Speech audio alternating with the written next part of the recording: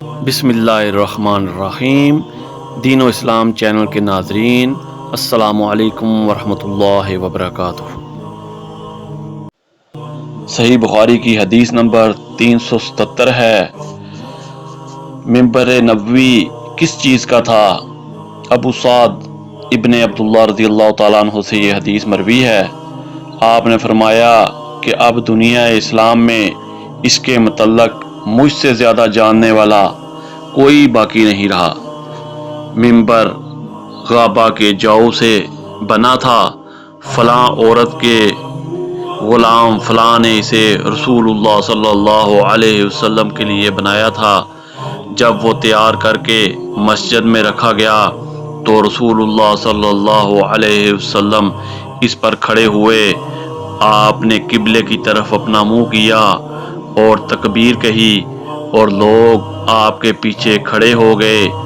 پھر آپ نے قرآن مجید کی آیتیں پڑھی اور رکوع کیا۔ آپ کے پیچھے تمام لوگ بھی رکوع میں چلے گئے۔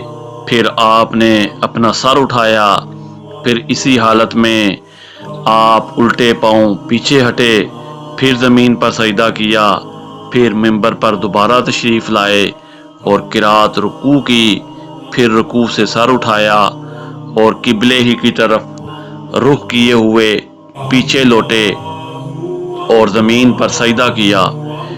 یہ ہے منبر کا قصہ۔ امام عبداللہ بخاری نے کہا کہ علی بن عبداللہ مدینی نے کہا کہ مجھ سے امام احمد بن حنبل نے اس حدیث کو پوچھا۔ علی نے کہا کہ میرا مقصد یہ ہے کہ نبی کریم صلی اللہ علیہ وسلم نماز میں لوگوں سے اونچے مقام پر کھڑے ہوئے تھے، اس لیے اس میں کوئی حرج نہ ہونا چاہیے کہ امام مقتدیوں سے اونچی جگہ پر کھڑا ہو۔ علی بن مدینی کہتے ہیں کہ میں نے امام احمد بن حنبل سے کہا کہ سفیان بن عیینہ سے یہ حدیث اکثر پوچھی جاتی تھی، آپ نے بھی یہ حدیث ان سے سنی؟ تو انہوں نے جواب دیا کہ نہیں۔